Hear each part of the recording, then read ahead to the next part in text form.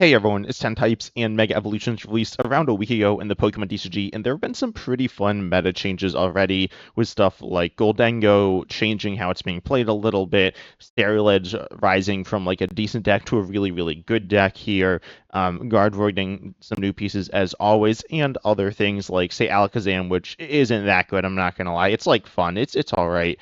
And the new megas. But today we're going to be taking a look at some rogue decks here. What I'm doing is looking at Limitless or Play Limitless, and looking at not these decks, except for the decks classified under other. If you're not sure how this works, pretty much these decks are the ones that don't fit into the other categories. Sometimes they are decks, though, that get miscategorized. I would say miscategorized. I believe it's like done automatically, but hopefully all the decks here are going to be like weird, wacky, and interesting decks. And these are decks that also perform decently well in tournaments. As I said, this is play list, so if you want to see them for yourselves, you can just look there. But let's look at the first list here. I think I know. Yeah, this is. I played against this deck. I don't think I played against it in a video, but this is a really interesting deck here. It is Mega Kangaskhan EX, which might be the best Mega. Actually, it's like probably the best Mega. I'm not gonna lie. Looking at decks, we've seen Mega Venusaur one. This one rate's like pretty bad. I mean, Other is bad, but Other is like there's gonna be a lot of bad stuff on Other. But Mega Venusaur, win rate's not everything, but the win rate here is quite bad.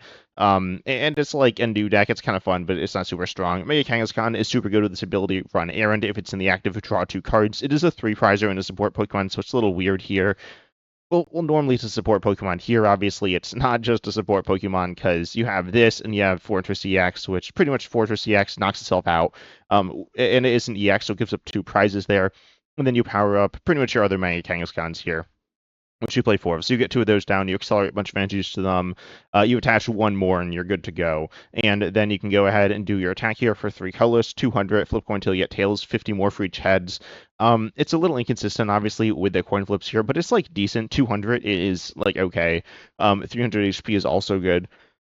Then you have some other tools here. You got Super Potion and Picnic Basket as like defensive cards, as well as Festival Grounds to remove special conditions. Not sure how useful that one is, but that is definitely an interesting card here. We also have Force Vitality to get Fortress down faster, which is kind of fun.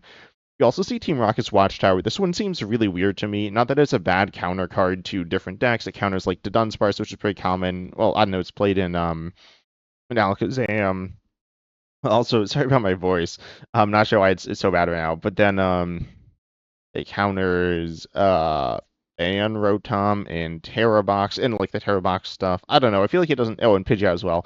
I feel like it's a mediocre counter in the game right now. It counters a bunch of good cards. I guess also Squawkabilly, but that doesn't seem super useful because Squawkabilly is coming out really fast. This one isn't. Also, it turns off your own Mega Kangaskhan, which seems like bad. I guess it could be useful against fighting Ogerpon. I don't know how common that is.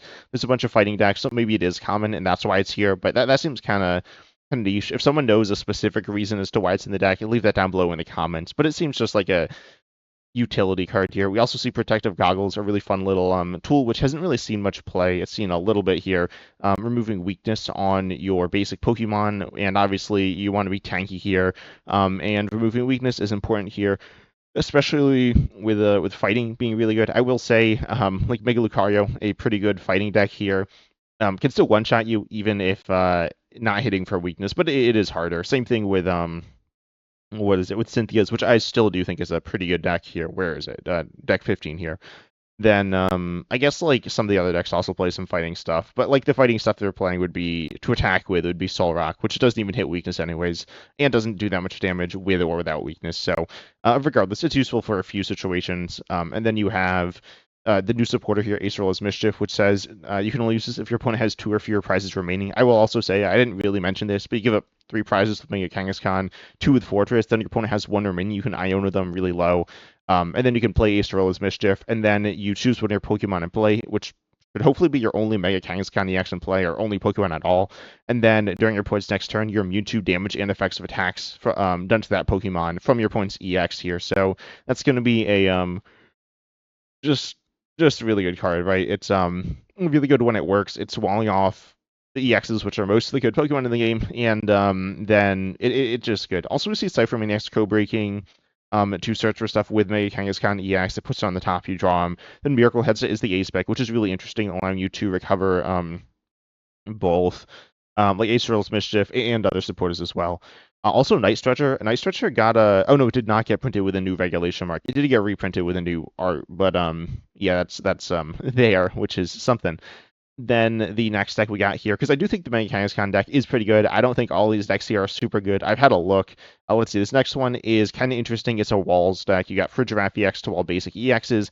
You have Crustle to wall all EXs, but with a weaker attack here, and less HP. Then you have the Fighting Ogerpon to wall Pokemon with abilities. We do see Fan Rotom as an attack option and setup for Girafarig. We also see the new Psyduck, which walls. I don't know if wall is the right term, but like counters Dusknoir, among other things. Then we also see Munkidori for healing. This deck's pretty straightforward. It's just like a walls deck. We've seen these decks commonly or like semi-commonly throughout the history of the Pokemon TCG in general, and like recent standard. We've seen a lot of these different Pokemon being walls decks, as well as Milotic EX and Mimikyu and stuff. I think Mimikyu is actually still a little underrated because it is a basic and it walls like most things. But regardless, this is definitely a I was gonna say fun or cool deck. I don't know if that's true, but it is like different and pretty decent, though it is situational or like countery, right? So if your opponent's not playing the right thing or playing text, then it could get pretty bad and you can't really do too much about it. But like Crigiraffe EX is an okay attacking option here. You can get energies on over the course of 2 turns with Crispin or TM Turbo Energize or whatever. So it's pretty decent here. And then we have the next deck here, and I'm going to be going through 10 decks here, I think. We got, another Mega Kangaskhan deck. This one's really interesting. I remember I saw this because Cinderace is, I think, my favorite card from the new set. Not the best card. The best card is definitely Lilies. But Cinderace here, you can choose to start it if it's in your opening hand, and then it does 50 for 1, colorless, and then accelerates energy, and also just has really solid stats. We also have Boufflant with Mega Kangaskhan EX here to decrease the damage you're taking, and we also see Bravery Charm to increase your HP even more. So you have 410 HP on a basic, which is like absurd. And then you have Munkidori to heal off as well. Then you also have the Cinderace to power you up, and if you don't get that, you have TM Turbo Energize. This deck seems pretty cool, I guess. Again, kind of like annoying to go against. A lot of these are very defensive Wally decks, but definitely a pretty strong deck here. I think Mega Kangaskhan EX is an attacking option. I haven't talked about its attack too much. Mostly just said it's like kind of meh, and that's really all there is to say about it, except it is coin flip based, so if you're flipping tails, which you're doing half the time, well, no, you're always flipping tails at some point.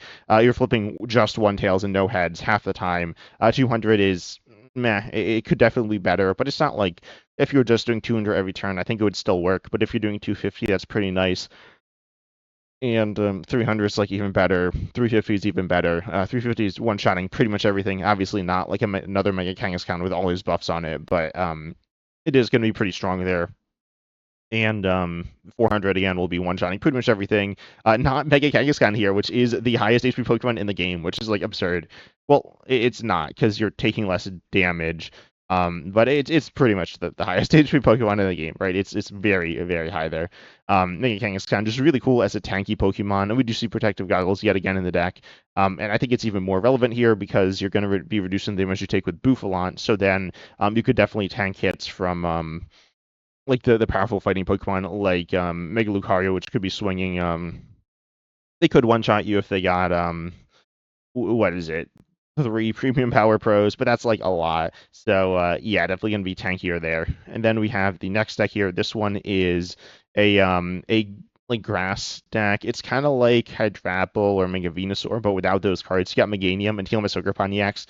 You also do have Toedscool EX and Tapu Bulu, but I'm pretty sure the main way that you're attacking here, or Pokemon you're attacking with, is Helmet Ogerpon EX, which if you don't know, it does for 1 grass, because obviously it has the ability to accelerate and draw cards, but then it also, for 3 grass here, it does 30 more for each energy attached to both actives.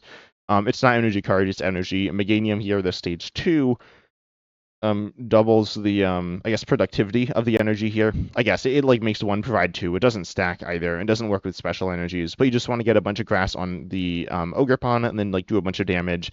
And yeah, I think that's about it. Ogerpon is a pretty self-sufficient Pokemon. I guess it doesn't do that much, but with Meganium it's pretty strong. We also have the new stadium, of course, to evolve quicker. So just a a pretty simple, cool grass deck. I think, it's decent. I don't think Mega Venusaur is, as I said, amazing. It's like kind of cool. It's tanky, but it's a lot to set up.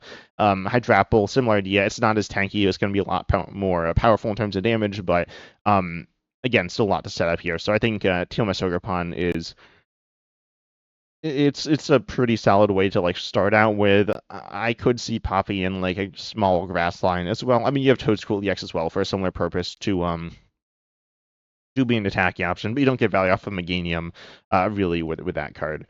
Then we have the next deck here. This one is, let's see, it's it's Annihilape. Okay, not what I was expecting here, but Annihilape here. There's two different ones. This one super good, I guess. I think it's like pretty underrated. I haven't really seen it played, but it's a card here that says for one fighting, you do 70 for each prize your opponent's taken. This can be swinging as much as 350 for one fighting on a single prize stage 2 here, which is like super good. And then for two fighting, you do 170. You do 50 to yourself, which isn't amazing, but it's still like pretty strong. I guess it's kind of hard to get the energies on. You have reversal though, but then you have this Annihilate, but it can do 130 for one fighting and confuse itself, but it can for fighting colorless, knock out both actives. Also, we do see Dusknoir here, slash Dusclops, which knocks itself out and does damage, or places damage counters on your opponent's Pokemon, which is really cool with the Annihilate, the one that does damage based on prizes your opponent's taken, because it knocks itself out and gives up a prize, meaning that you're also doing more damage on top of more damage. So you're just like swinging for a lot and applying a lot of pressure pretty early, which can be useful. Is this good? Probably not. It seems kind of like a worse version of the Charizard, because it's just like clunkier here. But I do like the Annihilate. I think it's a fun little deck here. We also don't see any of the new fighting support as well, which kind of surprises me. I'm surprised we don't see specifically what's it called, Fighting Gong, which I think is a pretty good setup card here, which has honestly been very impressive to me so far. Then we have how many decks have we gone through? We've gone through 5. I'll open up the rest now, I guess. And the next deck here we got, okay, this is another Ogerpon list, pretty similar. We do see the Grass Ogerpon here, and yeah, pretty similar to the Meganium list, but you can like do Grass Ogerpon snipe stuff. We also see the Celebi here, which searches for grass Pokemon in stadiums, which would be, I mean, different grass Pokemon, so you'll get what you need. And then you have the Stadium Forest Vitality, which is super important to get your grass evolutions up. We also see Drayton, which can theoretically get the stadium as well here. And just different Pokemon, and generally you want as many Pokemon as you can in this deck, and you care somewhat they are, but you don't care too much, so Drayton is a pretty cool supporter. Definitely a fun little tier 2 supporter in my opinion. Then the next deck here, this one is, oh, okay, is this the same person? No, but this is another deck that is Munkidori, Cinderace, Buffalon, Mega Kangaskhan. We talked about this, but yeah, Mega Kangaskhan are really, really solid here. Potentially the best Mega, as I said, because of its support and damage. We got another Walls deck here. This one's running some similar stuff. We also see Mantike, a free retreat baby here, which heals for free, which is like interesting, though I don't know if it's any good. But then we also see my Milotic EX and Mimikyu, which I mentioned earlier, as well as Fighting Ogerpon and Frigiraffe. We have Iron Leaves for something for Charizard, I guess, or like Grimmsnarl, maybe Charizard as well. I'm not entirely sure what Iron Leaves is here for. Probably just like different things. And you can kind of burst into play as well, and it can like start swinging. So a fun little deck here. Nothing super crazy, as I said, just another Walls deck, but it's still pretty cool. The next deck we got here is another Mega Kangaskhan deck. Unfortunately, no Cinderace here, but yeah, you got Buffalon, you got Scramble Switch. We don't see the what's it called, the Fortress here. We have just TM Turbo Energize to get your energies on, and Crispin as well, because you need a bunch of energies. Actually, you need 3 on the Kangaskhan and 2 on the Munkidori's if you want both of those set up. So a decent commitment there, but overall a pretty cool deck here. Without the Fortress, you have more room to give up like single prizes. If you're playing this with the Fortress, like the Buffalons and stuff, then you'd have a big issue of having liabilities on your bench, which is a pretty different game plan here. Here you're just being decently tanky. You see Penny, Bravery Charm, things like that. Then the last deck we're taking a look at here today is going to be a Mega Latias deck. Let's go. This is the hit and run Mega Latias deck. Okay, with Crispin as well. So the way this deck works is you got a few different things. If you're not familiar with poison stuff, Finish you poison, you do some extra damage, and you want Pack Run in the active. Then Mega Latias here, of course, a Mega 3-prize basic Pokemon, and it is Dragon. It has no weakness, but is weak to Psychic with the Whimsical Fairy EX in play, which is certainly a card that's still being played. But for one colorless, you do 40, switch to the bench. The idea here is you can also boost this with Binding Mochi, and then also you switch into the Pack Run to do more poison damage. And that's a pretty simple game plan. It's pretty weak for a 3-prize Mega doing you're doing 80 if you have Binding Mochi, and then you also poison, and with this you're doing 50, 60. You're doing like 160 potentially, I think, if I did that right, which is like pretty good, honestly, for one energy. It's a bit of setup though. You need 2 tools, you need 3 Pokemon in play, you need an energy, you need them kind of in the right order as well here. But definitely a fun little deck. And then you have the big payoff here with Illusory Impulse. Illusory, which by the way, like this looks super ugly in my opinion. The capital I, the lowercase L next to lowercase L is like kind of weird. I don't know if that's just me, but anyways, you do 300 for Fire, Psychic Colorless, discard all energy from it. Is also a little short on some things, so you can do extra damage, of course, with that poison stuff. I think the poison package is really fun. I definitely want to try this deck out at some point. Not sure when I will, but I think Mega Latias here is a pretty cool Mega. I think it has use case as a turbo card as well, but ultimately if you overcommit, then you're just gonna get knocked out, and then lose the prize base, even if you are attacking faster for big damage. But ultimately, I think Mega Latias is a really cool card. Not as good as Mega Kangaskhan, but definitely a pretty cool Mega here as well. But tell me down below in the comment section what your thoughts are on the new decks, if there are any you want me to cover or talk about, like cover it more in depth by like playing it and breaking it down a little more, or if there are decks that you want me to just like briefly cover, your favorite ones from this video, and any megas that you've been playing as well. I want to hear what your thoughts are on the best mega. But I hope you enjoyed. Make sure you like, subscribe, hit the bell, all the good stuff, and as Osmic said, see you in the next video.